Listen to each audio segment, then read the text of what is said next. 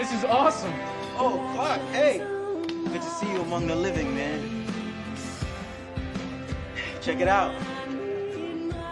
It's the latest talent mix. Thanks, Pete. Good to see you all among the living. Hello, everybody, and welcome to the Talon Mix. It is a Smallville recap podcast. I'm Brian, and Zach. I'm Zach. Sorry. Sorry, were you just watching the episode before we went on? Yeah, sorry. Oh my gosh. I fell Told you asleep not to during do this that. week's Told you to episode. get-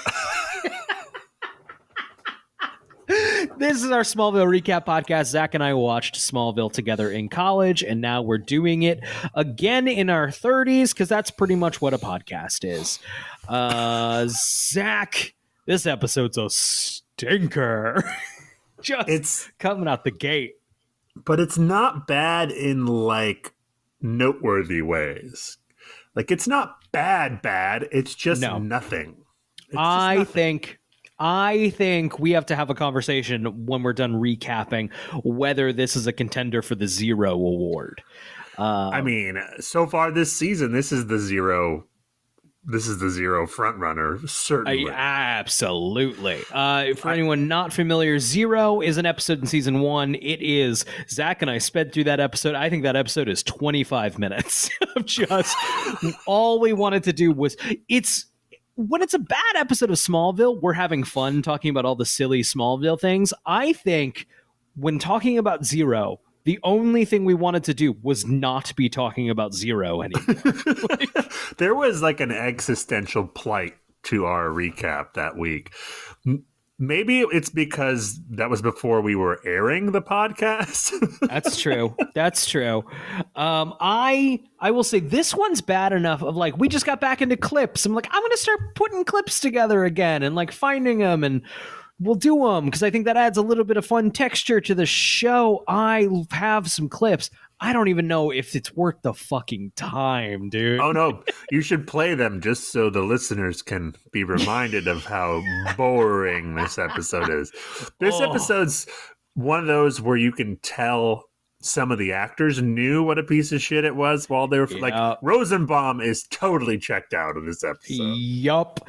It's one of those ones, it's the level of bad where like there is just no cultural, this did nothing. This is nothing. Right. No waves in either direction. Literally, if this episode just wasn't available, if it like wasn't on Hulu, if it never made DVD, I don't think anyone would be like, what happened to Tomb? I love that episode. No, because except for the people in it, maybe, but no pieces get moved in this episode. Nothing. Like you can nothing. Lifts right out. It's kind of nice. Right, it's kind of nice in theory that we get such a Chloe-centric episode, but not an execution.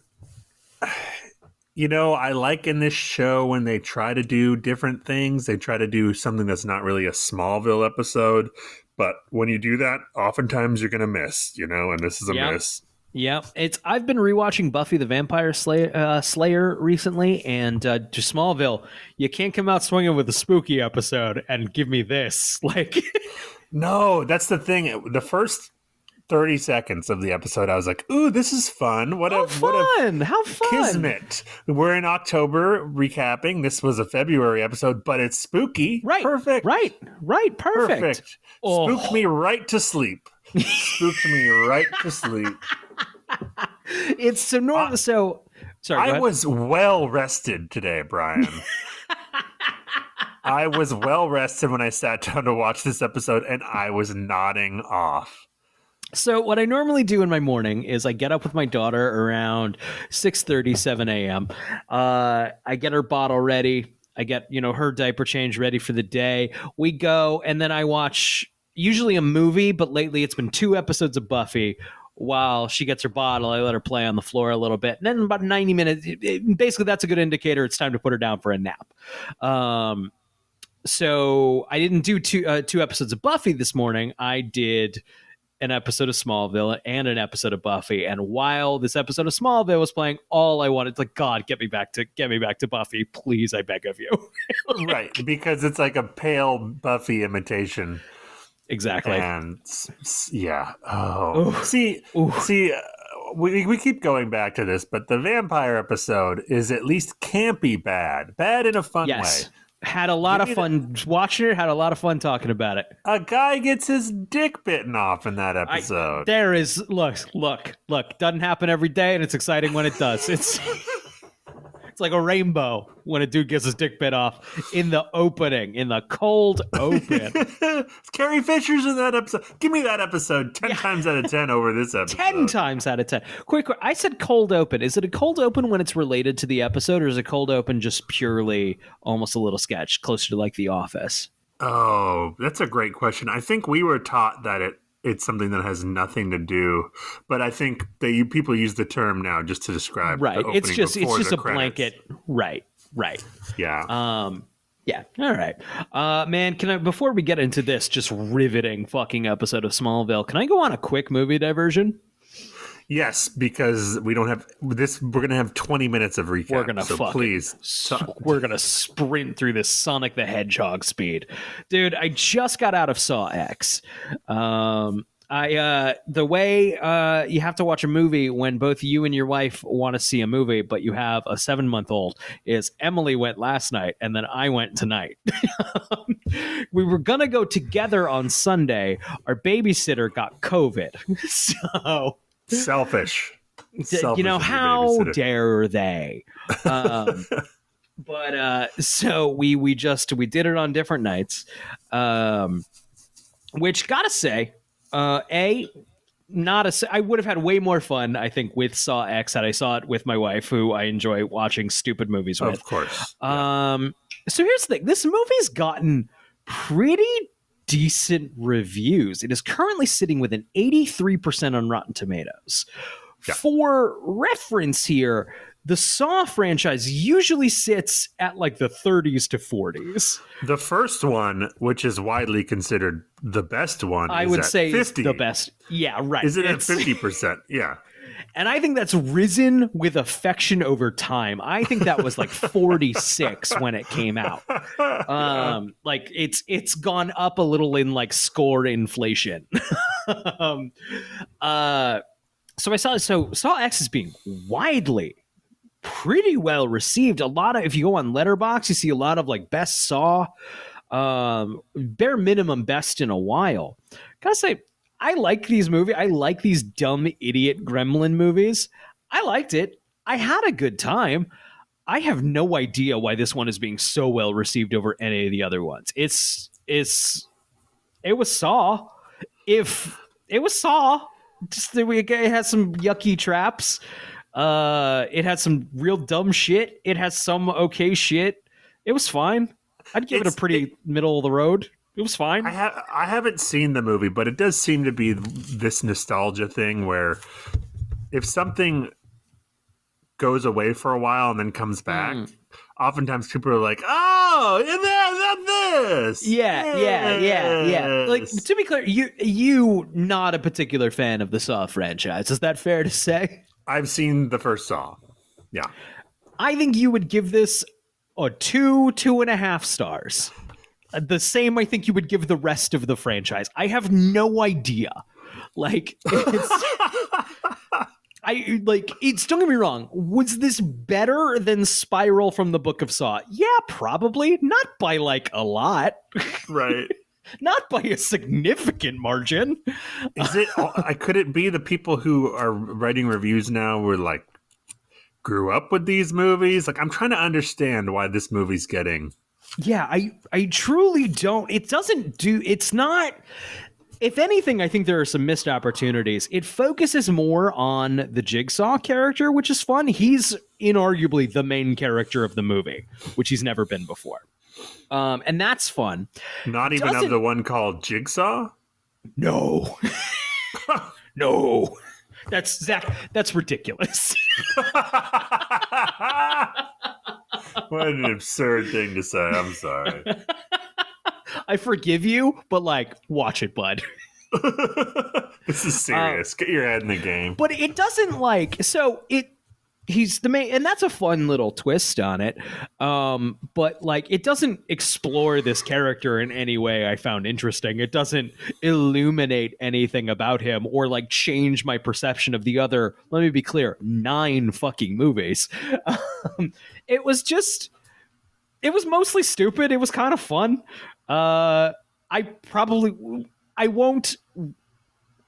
It won't be a slog to get through when I inevitably rewatch all 10 movies in a couple of years.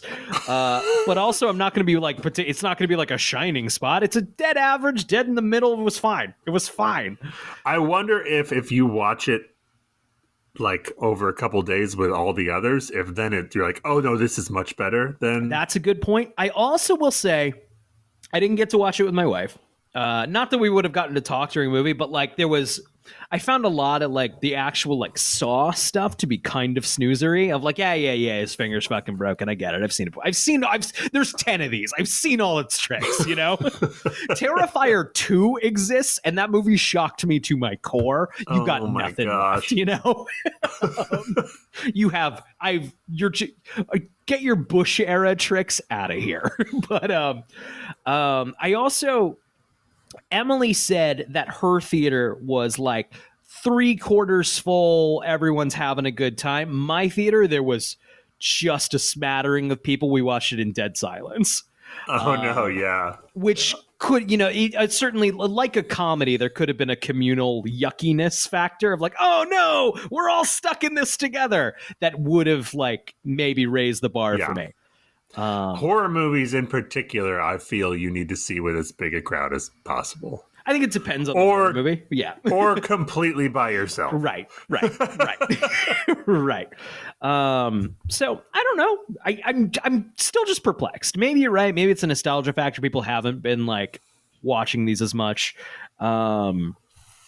It's no My Beautiful Monster Son of a movie, Spiral from the Book of Saw. That's it. That's all I have to say about Saw X. I'll tell you right now, it's better than this episode of Smallville. It's way better than this episode of Smallville. Also, from now on this podcast, we will not call it Saw X. We will call it Socks, because that's what we call it in my house. But it doesn't Socks. It doesn't Socks. It doesn't... I don't have a fun, clever thing to be like, great. But it doesn't... Hey... It doesn't Socks. It sounds like someone from Boston didn't like the movie. It sucks. That Rotten Tomatoes blurb would have written itself. It sucks. It's fine. Fuck. All right. I guess. Fuck. I was really hoping that was going to eat up more time. Let's start. Let's start. If we got a vamp midway through, we can do that. We'll find a way. These two white dudes can't stop just fucking yapping at each other. That's the alternate title of this podcast. Tomb is the 14th episode in the 5th season of Smallville. It is the 102nd episode overall. It aired February 9th. 2006. I know this, of course, because I'm reading directly from the Smallville wiki, smallville.fandom.com. Zach, I looked at, just like realizing I had nothing really to say about this episode. I looked up the date, February 9th, 2006. I'm like, maybe some fun things happen and we can fill some time with that. Zach, nothing happened on this fucking Thursday in 2006. Not a fucking damn thing. A British airline tycoon died in his 70s. And an English soccer player who was 84 died.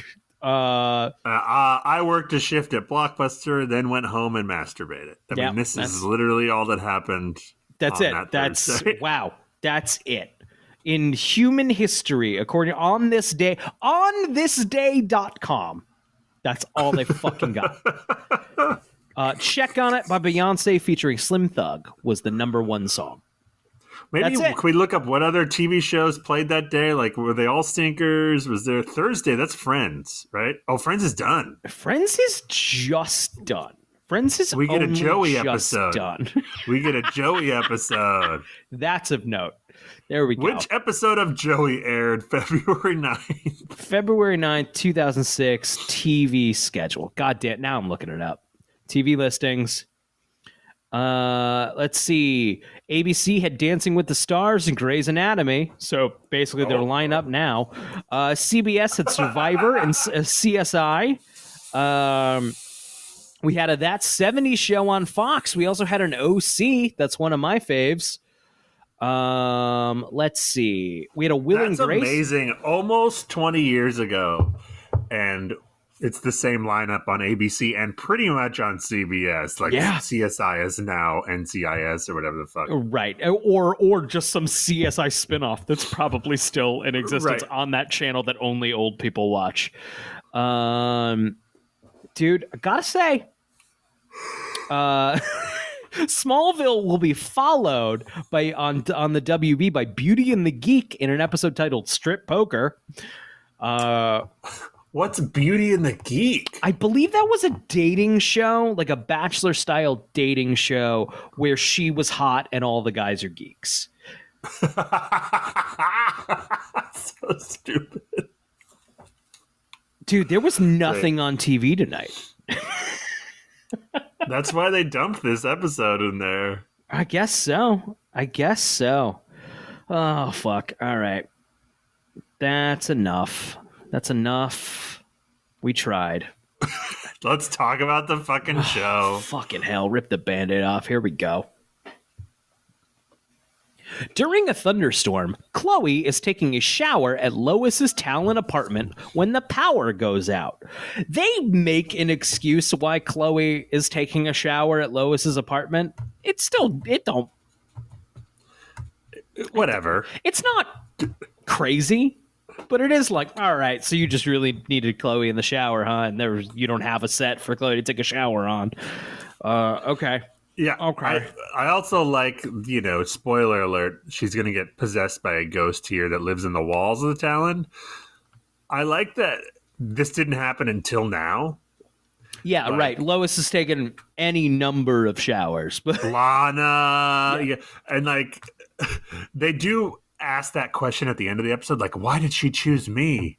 And Clark's like, maybe because she knew how you were the person who cares the most about other people. And I'm like, no. The writers needed Clark, that's not it. Shut the fuck up. It's reasons. This opening shot of the Talon has some CGI water. Did you notice on the side of the Talon? I did notice that. Trickling down the side. Basically what I thought, my thought process was like, ooh, stormy establishing shot. You didn't actually get a rain shot in these. That is CGI rain. Yes. But not just the rain, which makes sense, but the side of the building is like rippling with water. And I'm like, did they just have extra money to throw it? I don't think they needed that. I wouldn't have noticed. I wonder if there's an element of like, we'll do this one time and then we have it. And then we have it. That's we'll true. Use it again. Next. Throw it in the bin with all the shots from The Specialist and Batman Begins. Yes. A ghost can be seen peering through the shower curtain while Chloe is still in the shower. She gets out of the shower to light a candle, and the power went out. I'm sure I said that. The power went out. She gets out of the shower to light a candle, which I understand visually is the spooky thing to do, is to light a candle, but it is funny that Chloe shouts to Lois, do you have a candle? Not like a fucking flashlight? Candle's what you reach for? Like it's the 1800s? It's a spooky episode, Brian. Oh, right, of course. Sorry. So Chloe lights a candle, turns to see a bloody young girl pleading for help. Chloe screams in fear, and Lois rushes to the bathroom. She doesn't see anything, but finds Chloe crouched in a corner, her wrists cut, asking for help. It's not a direct one-to-one, but this episode feels like the writer watched Stir of Echoes on TV like the night before. I have not seen Stir of Echoes, but I have passed by it many times on Tubi. It's been on my not list. I don't have a list on Tubi. That'd be ridiculous. You scroll through Tubi and you pick something at the time. And Stir of Echoes I've hovered over it and it almost hit it a couple of times. I watched it a few years back. It's fine. It's like a solid. I remember it being baby. Solid thriller. Yeah. But it's the same plot except for without the possession. Like he sees a ghost and helps solve her murder. Got it. Very similar visual stuff going on. Got it. I remember it came out, I think, the year after Sixth Sense, and kind of got one of those. Got it. Got lost in the sixth. Like, I don't think it was probably made before that movie came out, but it got lost. That vibe was hot. Yeah. Well, and everyone was like, "Oh, this is just a ripoff of the Sixth Sense." Yeah, got it. Man, Sixth Sense is a good fucking movie. Sixth Sense is really watched that good. in the last couple of years. Good fucking movie. Unlike a certain episode of Smallville. Also, man, they're pretty cavalier in this episode on regards to like suicide, mental health.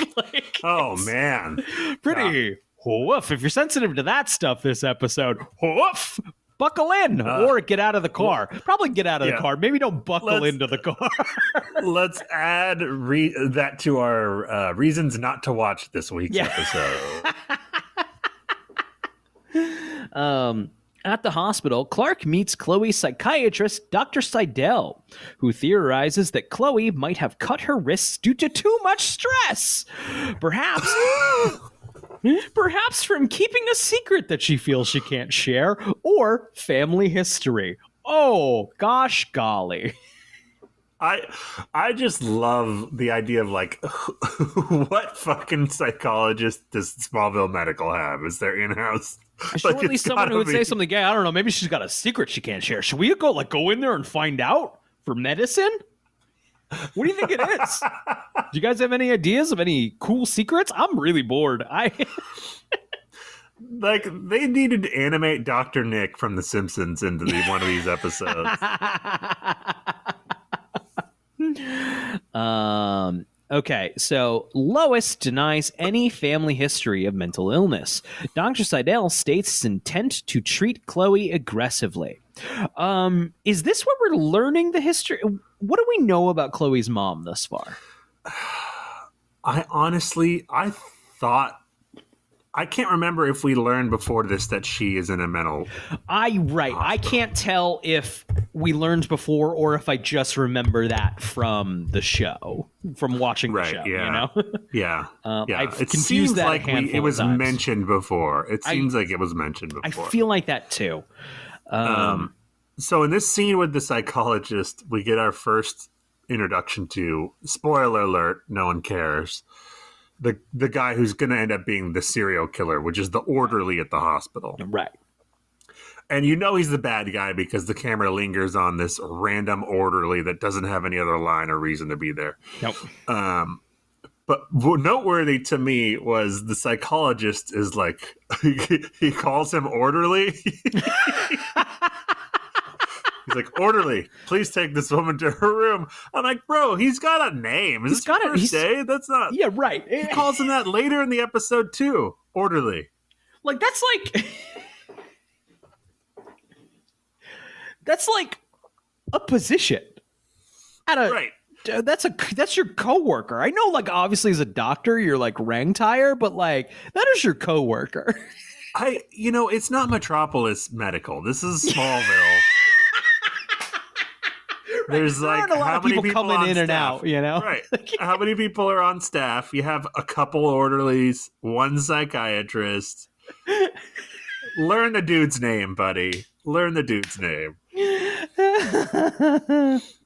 Clark talks to Chloe, who claims that she does not remember anything and that she did not try to kill herself. She tells Clark about the girl she saw. Clark asks if she wants to tell the doctor about her mother's mental illness, but Chloe insists they don't. Here's the thing. I was having this moment of like, you and Clark, You've had some adventures. Surely you have a spooky weird thing is happening. Right, Clark. a code word. Hey, Right, like remember the time that there was invisible people, or like a guy could freeze people? Or surely shoot we're having fire? an X-Files situation, my friend, largely due to meteor rocks, probably. None of this is out of the ordinary. I think we've had ghosts before. I don't even think this is the first ghost. We've had vampires. You're an alien. They bit a guy's dick off. I mean, it is the classic X-Files problem of literally every episode, Scully apparently has her memory erased. Yeah. She's like, Mulder, that's ridiculous. Yeah. Watching Buffy has me want to. I have not done all of X-Files. I've given it earnest shots before. Never gotten all the way through it, or even that said, I've seen, good episodes and I have enjoyed them. I liked both movies. Not like loved them, but like had a good time watching both of them. So I just said to my wife really loves it. And I'm finally like, I think I'm ready. I think I'm ready to do it. Like do one a night. We'll see. We'll see if it goes anywhere. I mean, I love the X-Files, and I think the middle seasons are the best, like 4, 5, 6. So you have to get through a lot of Hillary Clinton pantsuits. Sure. In the first 3 whatever seasons. So usually in Vancouver when we were in college together, what I would do is I would borrow your DVDs, and like that was Smallville, that was Friends, and then at one point you were going away for a while. You were gonna go, maybe it was a winter break or something, and you just I just walked out of your apartment with like an armload of DVDs. X-Files was among them, and that was my first earnest shot at X-Files, and that was a nah. I mean, you told me you made it until the elevator killer episode. Elevator. Yeah, the killer elevator is where you dropped off. And I got through Smallville, and like X-Files killer elevator was like, oh, I'm there's some having trouble. stupid shit in the but they take swings. I tend to like the Freak of the Week episodes in X-Files more than I like the conspiracy I think that's pretty. I think episodes. that's a common. But season 6 is my favorite, and partly that's because that's where I started watching it as a kid. That's the first season after the movie comes out, and it's also the first season where they move from Vancouver to LA for production. Got it.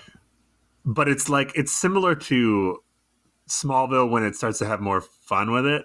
Sure. And I'm sure that bothered a lot of people, but for me, that's like, let's have fun with this. Let's have fun. It's funny how, I don't know if this was true for you.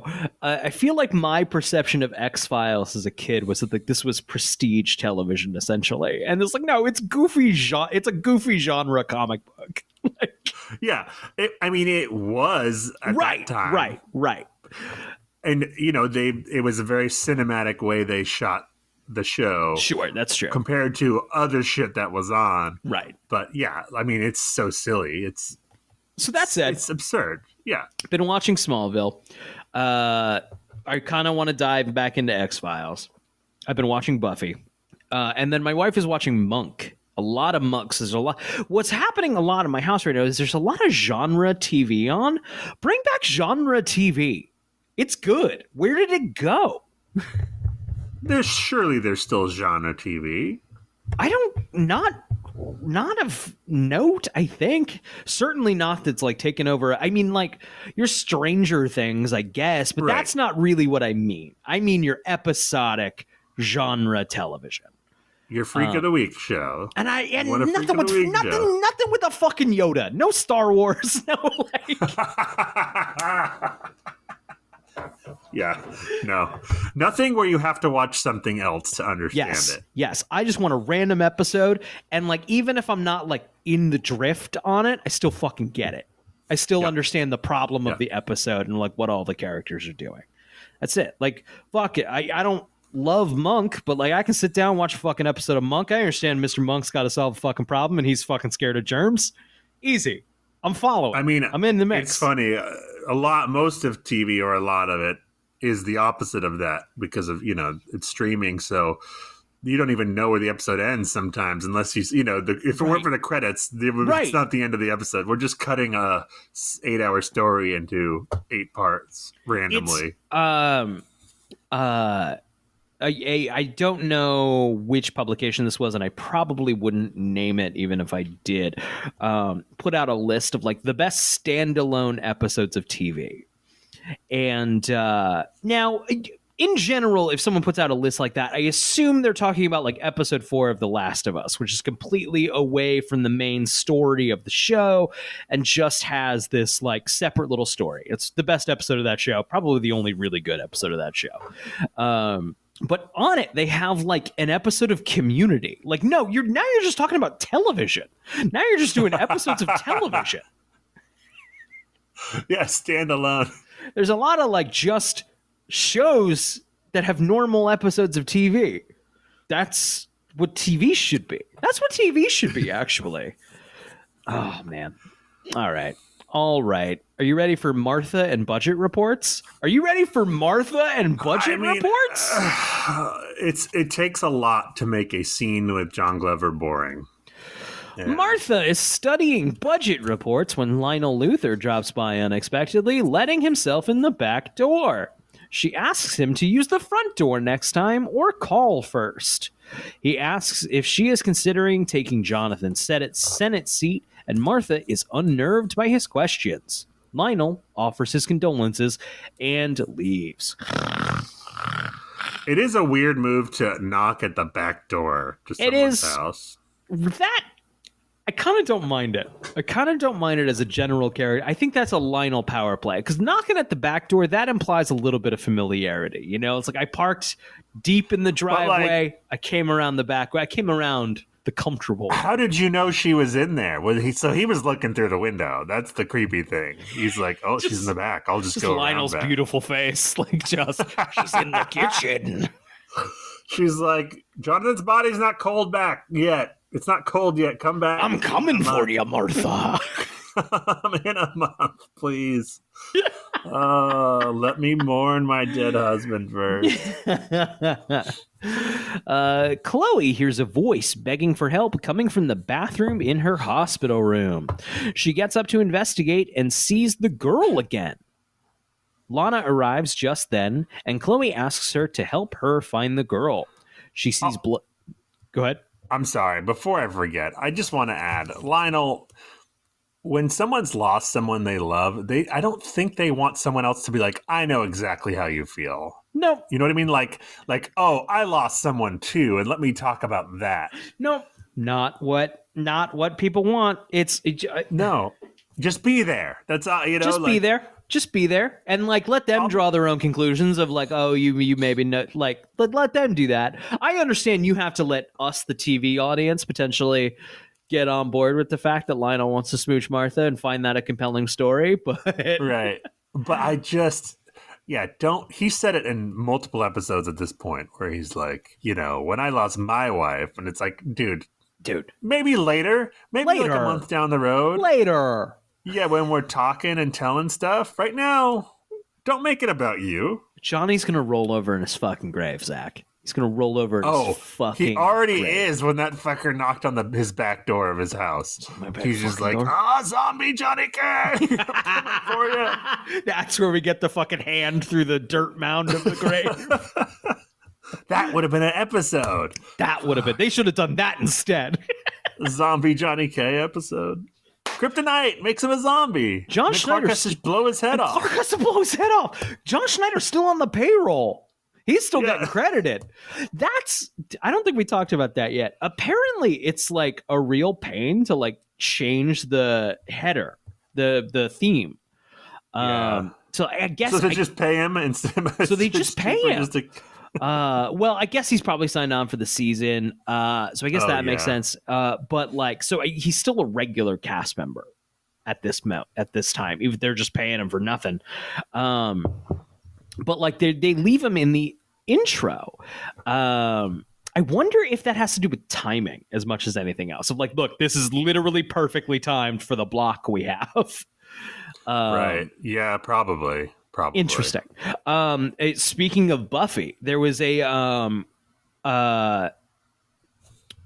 Whedon apparently wanted to. There's a character that's introduced in the pilot as potentially a main character, part of the friend gang, and Whedon wanted him to be in the opening credits, only for him to get killed very like in the episode as like a little like psych, no one's safe.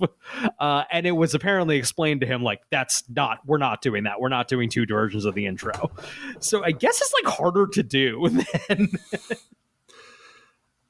Yeah, I mean, Than I understand. Yeah. Yep. I do. I remember seeing that for Leftovers. Season 1 and season 2 have different opening intros, and they're both really good. Yeah. And then season 3 just uses season 2's again, and I remember reading that they just didn't have the budget to do a. Interesting. I'm like, I feel like you could just fucking on Premiere of Adobe, right. just like hop on. I know it's more complicated than this, but I feel like give me a couple hours. I think I can figure it out. Like, season 3 of Leftovers is like the saddest iMovie fucking Brian created. Got just one of the standard fonts, you know, when like there's like a shadow Helvetica behind that moves in the background, like with The Leftovers. I've never seen an episode of The Leftovers. Starring this guy. It's like a bad, like one of those bad 20th Century Fox knockoff, like production company openings. It's like, I mean, you ever see like, sometimes people say fans of Clark and Lana might make a music video, A shipper video set to a song, and it'll open with like a bad Windows Movie Maker, like Angel Fire Productions. And that's me for The Leftovers, baby. In this scene where Chloe's having what if they insert just a tombstone instead of John Snyder in the opening credits for that shot, just then you have the timing down. Just like a slow zoom on a tombstone. And instead of John Schneider's like turn to camera that they all do in the intro, it's just his fucking tombstone.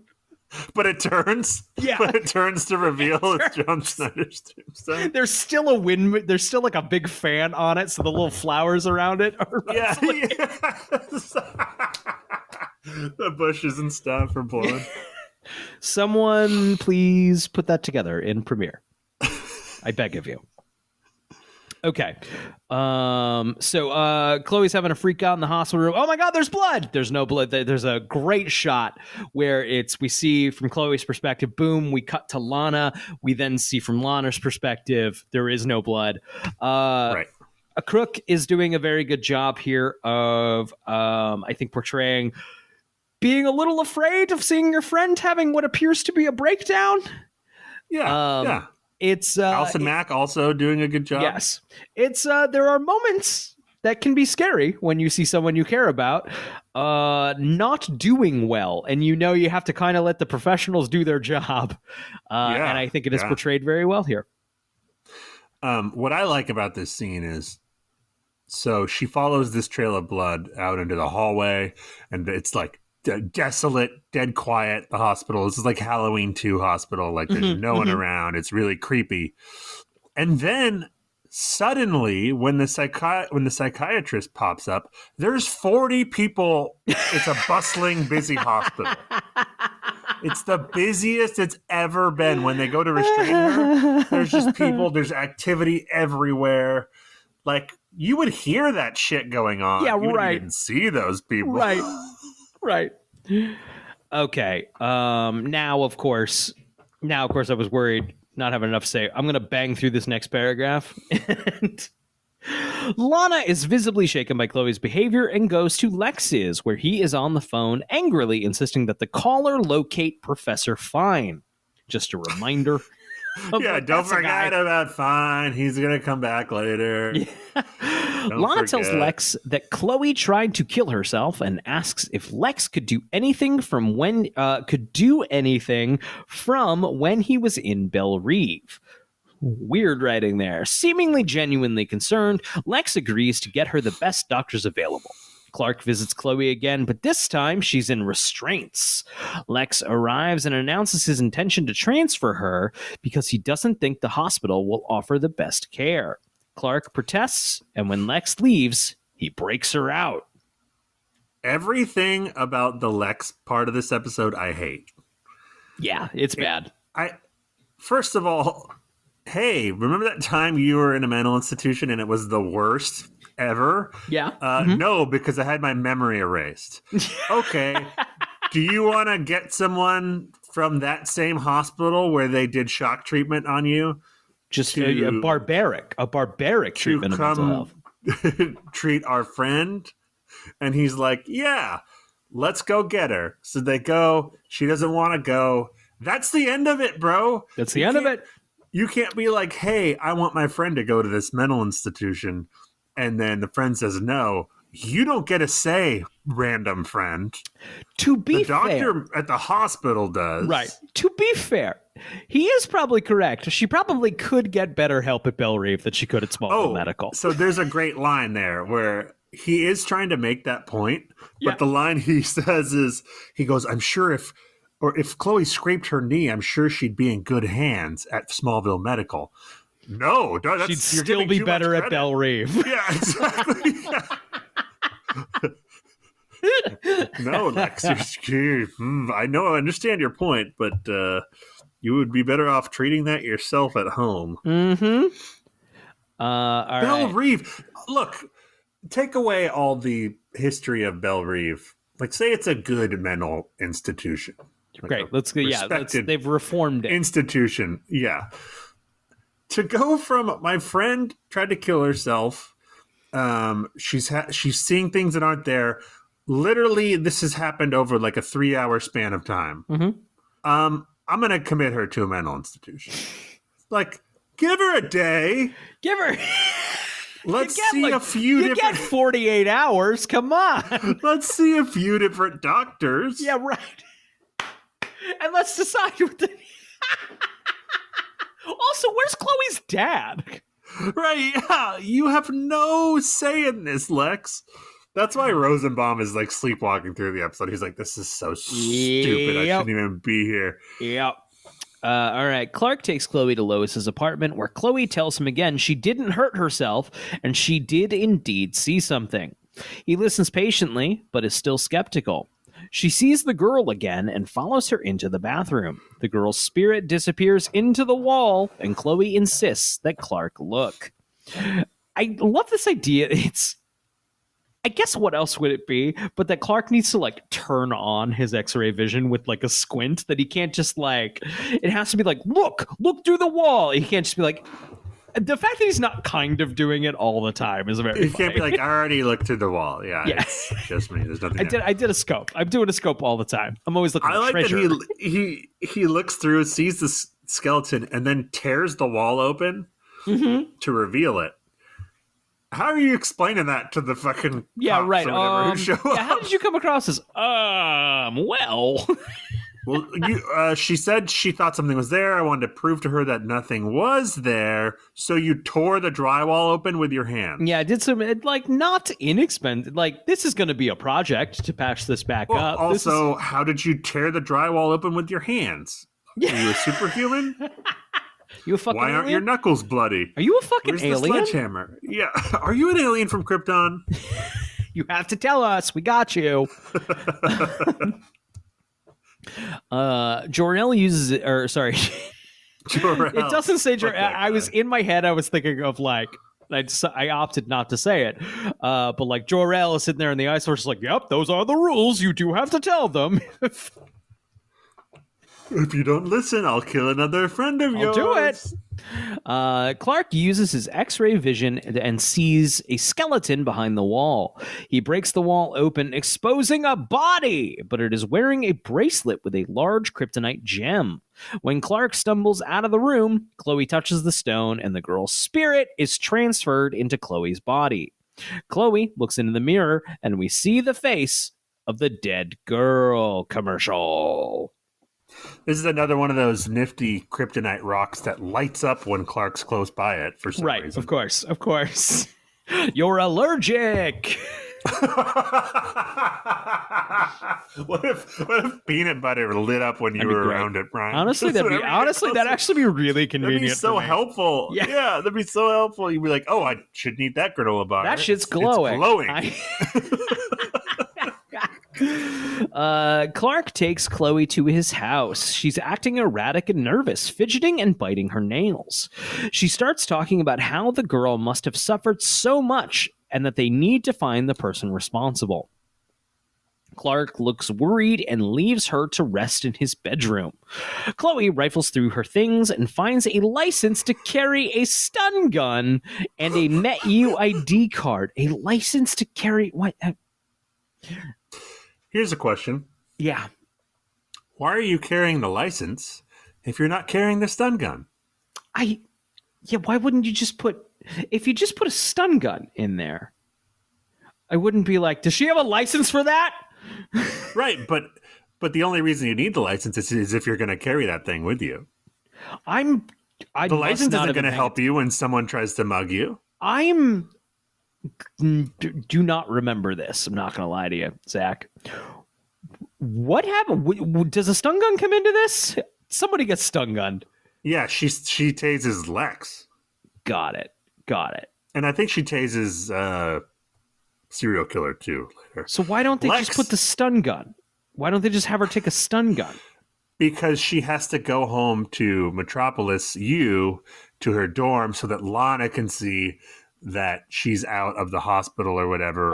Be like, hey, sweaty. And so she can run into Lex and tase him. Sweaty. Oh, we're dripping sweat. We're dripping puddles of sweat. Lois tells Clark that she found out about the body, that it belonged to a girl named Gretchen Winters. They go to tell Chloe, but find Clark's bedroom empty. All right. Is the implication that she jumped out the window here? Good as any. Sure. They look out the window and she's just like on the ground writhing. You ever see The Lobster? Yes. That has a terrible someone jumped out a window scene. Terrible. Just cut to that, but it's Chloe. I remember a lot of unpleasantness in that movie. Viscerally upsetting. The jumped out of a window. We tend to think of that, I think, as in a certain viscerally upsetting. Because it doesn't do the job. Right, yeah. So they're just bent fucking weird and screaming. And it's terrible. It's terrible, Zach. Very good movie. Okay. Lois is in her apartment when the hospital orderly, Michael Westmore, is standing at the door. I have this clip. I'm not going to play it. I'm not going to. No, play it. Play it, Brian. Play it. Play it. Okay.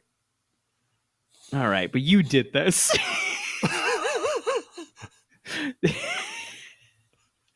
If you at home are listening and going, why the fuck are they doing? It's because Zach. It's because of Zach. Lois on her table here has a book called Exorcism and Cleansing Rituals. Oh my god. You already own that book. You should have stayed at the hospital, Clark. I'm gonna go see if Chloe's been to the plant. Okay, fine. I'll call you if she shows She's up. doing a little. She's doing some saging, incense. Clearly trying to ward off the evil spirits. Also, just to get ahead of this for a second, if the orderly who I've never met from the hospital shows up, at my front door and says, "Hey, I'm the orderly," I close the door and call the cops right away. Oh, yeah. There's no reason for this creep to come into my apartment. Why which she do allows you to know happen. where I live? How did you find out where I live? You found out through a creepy way. Why do you know where I live? Sorry, I was just about to knock. Oh, Do I? He didn't even knock. I was just just there. about to knock. Yeah, He was just there. I wasn't just touching myself outside your front door. No, not me. Not me, the orderly. Wait, knock. Yeah. Isn't that the outside of that door the inside of the Talon? Yes, it is. Okay, we That get sucks. all sorts of creepy. Now, I believe we've established there is like a back entrance. How do people get into this fucking there- apartment? Is this the back entrance or the front entrance? I can't tell. No, you can see the stairwell. Okay, so we're inside. I mean, we did a pass by at the hospital when they brought your cousin in, Michael. Bye. Right. The nurse. Goodbye, Orderly. Michael. Actually, nurses Bye, full of other Michael. things. Bye, I Michael. know what to tell the police on the phone Excuse me. now. I just tried to do a little aura cleansing. Michael's coming in. Michael's coming in. Have She you seen turns her Chloe? back to him. No, I haven't. Doesn't she hear the I creepy didn't know that piano? orderlies made house calls. Not to victim blame here, but you turned your back on him? You turned your back on him? Yeah. I got 60 pounds on this guy easy, and I'm not turning my back on this fucking freak. No, he's not coming in my house, first of all. My first question is, how'd you get in the Talon? Or not the Talon, It's the Talon. It's the Talon, yeah. It's the Sorry. Talon. What's the newspaper? The Daily Planet? No, the Chloe's newspaper. The Torch. I always get the Talon and the Torch mixed up. Welcome to the Torch Mix. Zach, originally you did the intro, but you kept saying the Torch Mix, so we had to stop. Just for It's the sake of- latest Torch mix. Thanks, Pete. All right. Here's Lois. No, here's Michael. She just seemed like a really sweet girl. Want to make sure she gets help Red flag, red flag, red flag, red before something flag. bad happens. Well, I'll call Dr. Seidel if I hear from her. I'm not waiting at this point. I'm throwing something at him. Like Yeah, I'm right. making a move. They also like creeped up this dude. You were meant to be like just the worst comb over on this What are guy. you looking at? Like Oh, nothing. My dad used to run this place back when it was a movie theater. Okay, bye. Haven't been up. gotta go. God, must be going on 10 years now. 10 years. Haven't been up Looks here a lot since nicer. that girl died. Yeah, Smells huh? better, too. Miracle of the aura cleansing sage. Speaking of which, I should probably get back to my thing. Oh, yeah, sure. If you see her, will you tell her I was asking about her? No. I'm No. going to mention Thanks. to many Problem. people that you stopped by my home. Yes. Lois backs up against the door, has her phone. Come on. Oh, Michael's back. Didn't Chloroform. lock the door. Rookie mistake. Not to victim blame, but rookie mistake, Lois. Hello? You lock and you chain that door. Come on, Yeah, Lois Lane. That's a really good point. Maybe the door doesn't have a lock. It's fucking Smallville. Maybe it doesn't. They normally lock the front door of the Talon. So she's like, what the fuck? The Talon apartment just has a little sign of like, please don't People come live in. here. Don't Yeah. come in here. Come on. Young 20-somethings live here. Come on. Oh, See, aren't you glad we watched the clip, Brian? I'm so glad we watched the clip. I'm so glad we could have summed all that up in 2 sentences. Chloe arrives at her destination, Michael's house, where she confronts him about Gretchen Winters, whom Michael killed 10 years ago after gaining the girl's trust. Michael attacks her and she stuns him, but is distracted by Lois's cries for help. Lois is tied to a chair in the basement, Before they can get away, Michael knocks Chloe out too. He terrorizes them and talks about how his father used to make bracelets with green gemstones. I have another clip. Let me be clear, pure disdain for myself. We're in the basement. Lois is tied up. Chloe's tied up. Michael's here. Does it hurt?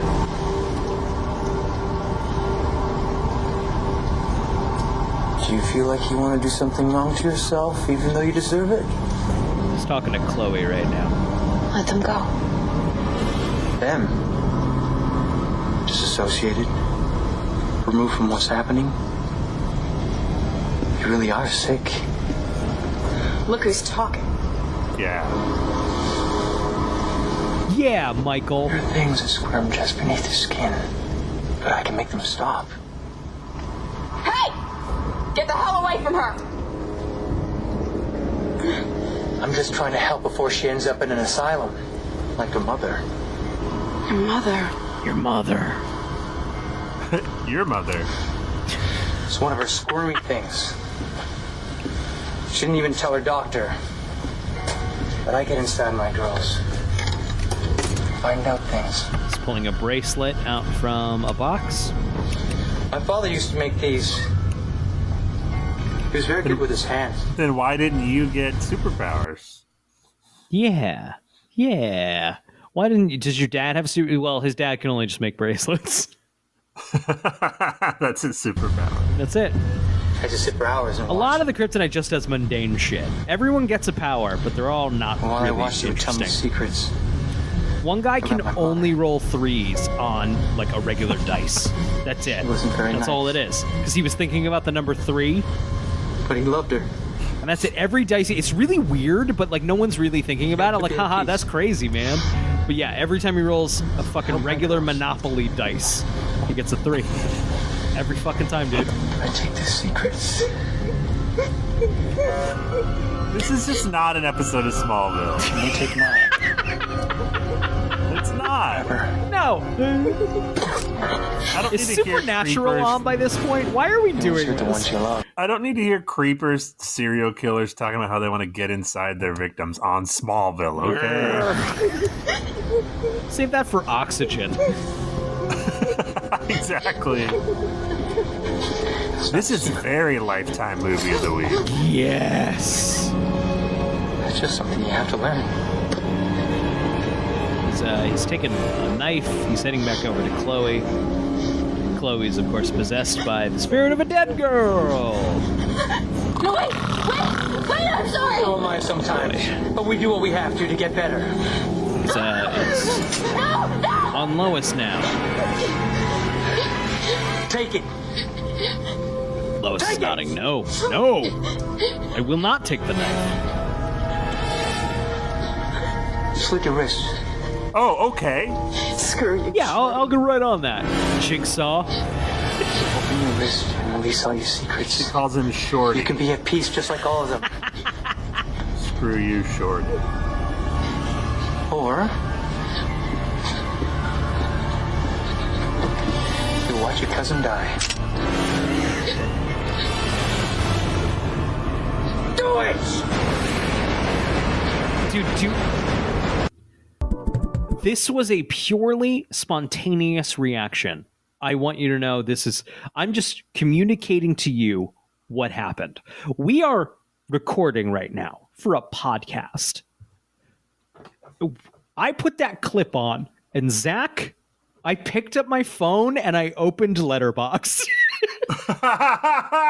and started scrolling through my notifications on Letterboxd while the clip played that, I don't know, I was meant to commentate on for our podcast. What do you say? There's nothing to say. It's just boring. This episode sucks so bad. Oh, man. Lois throws a knife at the guy, and it, like, hits him, not fatally, Lois but... throws the knife at Michael. He knocks her down, and she falls unconscious, and he stands up to stab her. what's I feel like it's not easy to throw a knife, like to actually hit someone with it. No, right. I feel like hard. 99% of the time that's just like, oof, the handle hits you in the head. Maybe Yeah, exactly. It just way. winged me. Yeah. Oh, say Lois is unconscious? That's the lowest concussion. There we go. We got one. We have something of note. Good. Well, Zach, this episode wasn't fully a waste of time. We had a Chloe concussion earlier, too. Oh, right. Okay, Clark, hold on. Wait. We might have a milestone here, Brian. Oh, shit. With the fucking Tomb? Season 5? Tomb? Okay. The previous record for concussions in a season, overall concussions, not Lex concussions, was last season with 25. We have now reached the total of 25 midway through this season 5. Wow. Look at us. Look at the head trauma. We are just getting concussions left and right. Man. Oh, I love it. I've been talking about Buffy a lot because I've been rewatching Buffy, so it's on top of my brain. I texted you about this of like, man, the problem that Smallville has that Buffy doesn't have is that all the main Buffy, it's the same thing. She has superpowers. Her teachers can't know. Her parents can't know. But all the main characters, everyone in the like theme song whose face shows up and their name shows up, knows Buffy's secret, that she's a superpowered vampire hunter. And that means we don't have to have so much head trauma.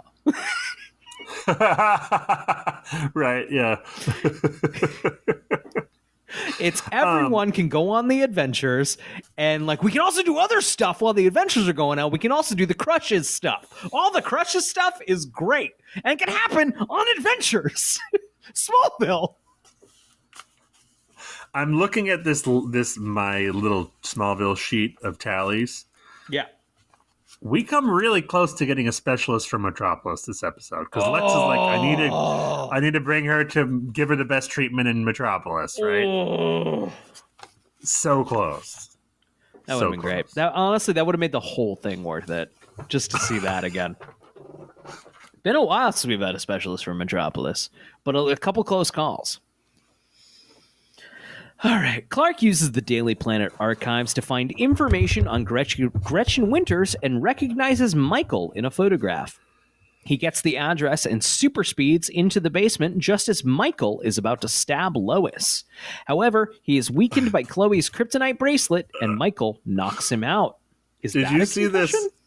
Did you see? Oh, I don't know. Good question. Clark can't be concussed unless he's human. He's had some before. He's had one or two before. Did you notice when he looks on Chloe's computer and sees the newspaper article of like missing girls vigil, and it shows a picture of the vigil and Michael's there looking creepy? Like, I love that the newspaper picked that photo with the creepiest. It's literally like a normal person and just a creep looking look creepy. at this fucking freak. Like, you didn't get any better pictures of Vigil, Bob? Should we like have cropped that guy out? Like the fucking guy who's just like being a fucking little freak? Look at that little fucking freak. Surely he knows a camera is on him, right?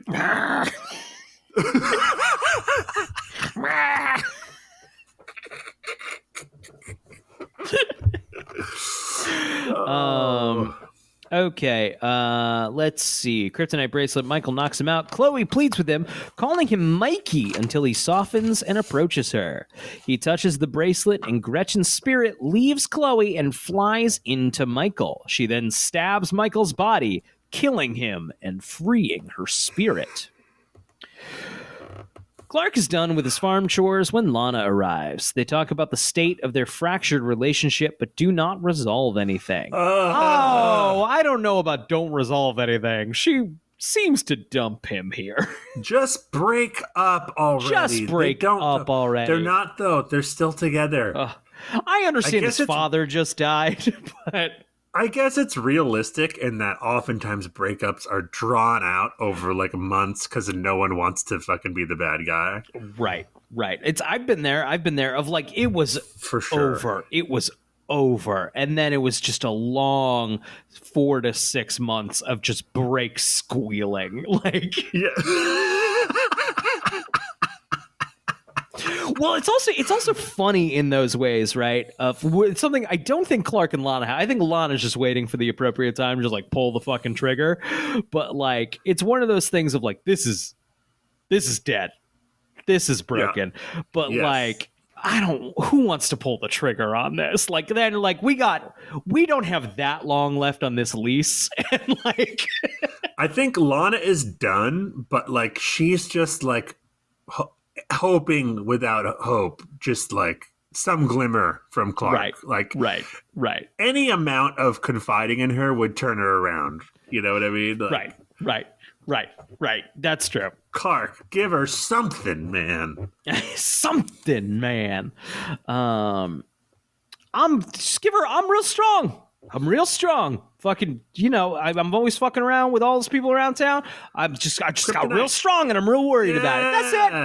That's it. You don't even have to tell about the super speed yet. Just go, I'm real strong. I'll fucking, my finger will go right through you if I try to finger you. Lana, that's it. That's been the whole thing. It's been the whole thing. It'll be like a fucking Saw movie. I'm telling you. You don't want it. You don't want it, Lana.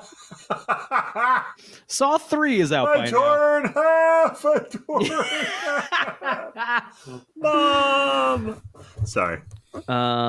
Okay. Let's see. Do not resolve anything. He enters the house, Clark, and he and Martha talk about whether or not she should take the Senate seat.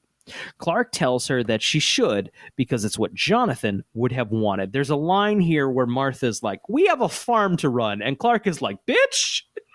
Yeah, I humored Dad for a long time. Do not for a fucking second pretend you do shit on this farm. I do like last week, he's like, I got to drop out of school to make up for the work that Dad's not doing. And then this week, he's like, I was all bullshit. Just fucking go do the Senate thing. Okay? Literally, I do the work of 400 men. So just fuck off. Mom, I got this. Chloe, I assume there's some bookkeeping. There's some bookkeeping that Clark, we have no indication, would be very good at. Right, that's true, yeah. I assume farms have taxes. Chloe is back at work, and she and Clark talk about her ordeal. Chloe doesn't understand why Gretchen chose her to help her. Clark suggests it is because Chloe cares so much about other people. But Chloe muses that maybe she really is crazy like her mother. Clark asks what is wrong with her mother, and she confesses that she doesn't know. She knows where she is, but she's too scared to visit. Clark There is a line there where Chloe's talking about how she could have ended up at Belle Reve or something, and Clark's like, I'd never let that happen. And he should have added, because I already let that happen to Lex, and it went really bad. Really bad. I'd never let that happen to one of my friends. Again, a second time. We learn things. We take information, then we grow. Clark urges her to visit before it's too late.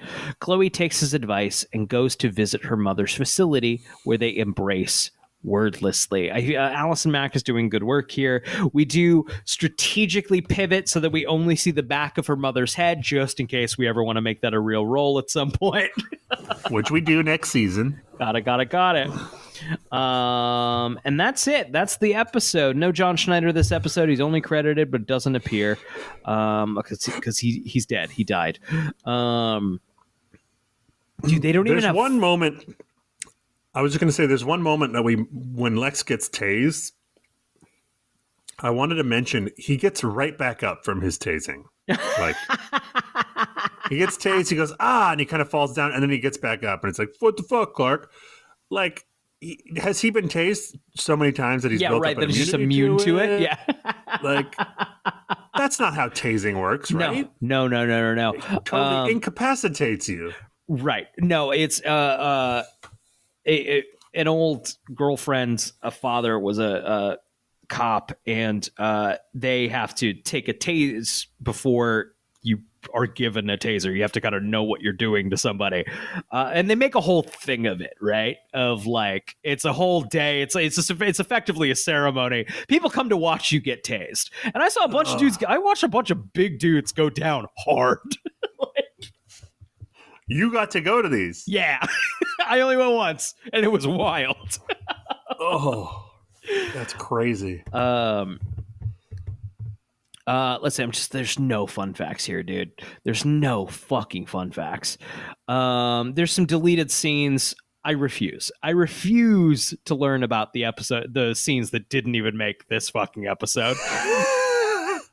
Oh man, that's funny because I was like, are there no deleted scenes? Because this episode feels like they just stretched out what they had to make it fit. In a deleted scene, we apparently have a new sheriff whose actor is uncredited. Lois mentions that why would you kill off the sheriff if you were still going to need sheriff stuff? Right. I assume she wanted to go. That's the she only must thing have. I can assume. That had to have been it. She was moving out of Vancouver and they weren't going to fly her back. Also, what's funny is they have here that in the deleted scene, Lois explains how she discovered the corpse after pulling the tile off the wall. Did you watch this on Hulu or did you watch this on DVD? Hulu. Did you see the Hulu description? It's weird. No. The Hulu description, the description for this episode is that Lois discovers a dead body in the walls of the Talon. And it specifically is like Lois, special guest star Erica Durance, which is both not what happens in the episode, and Erica Durance is a main cast member. Yeah. What is up with that? Come on, Hulu, get your shit together. Clearly that's like, Hulu didn't do that. That's data that's been supplied to them by the owners of Smallville. And that's probably just metadata. Why is that? Because that's not what happens in the episode. Yeah, I mean, if you asked ChatGPT what happened in that episode, I wonder what they would say. They would probably. I have asked ChatGPT multiple times, like, can you give me an episode breakdown for this episode of Smallville? It will just make it up. It will fully just make really? it up. Oh, yeah. It'll sometimes it'll be like kind of like the episode, full scenes that didn't happen. Pathological liar. Absolutely nightmarish. So like imagine people who like type stuff into ChatGPT and just take what it says as like, don't do that. I'm not saying don't use the evil robot for like, I mean, sometimes it might be convenient. If you're looking for information, you gotta double check all of it, because literally things that are not at all in an episode of Smallville, and they all sound plausible enough if you scroll through it, but it's like, that didn't happen. It's crazy. That's it. There's a bit done. Let's Zach, let's just be done. Thank you for listening to the Talon Mix. We're just done. Watch this be the last episode we ever upload. No. I'm going to LA this weekend, and if I die in a plane crash, that would be amazing. Not it would be amazing. Not like I'd be happy it happened. No. Let's not like, orphan your daughter. The timing of like if I was like, we're done. Though remember, I'm still maintaining if one of us dies prematurely, Carolyn Page has to come take over as the permanent host of the. Right. Yeah. She did say that. We have it on record. We have it on record. Guys, this is the Talon Mix. Thank you so much for listening. Well, look, there's a link in the description. It goes to a Patreon. But thank you if you would like to support the show in that way. We obviously super mega appreciate it. We put some bonus stuff up there. Hopefully some more. We're a little behind. We have a couple of things we'd like to fucking banter about for a while. So coming up, more stuff.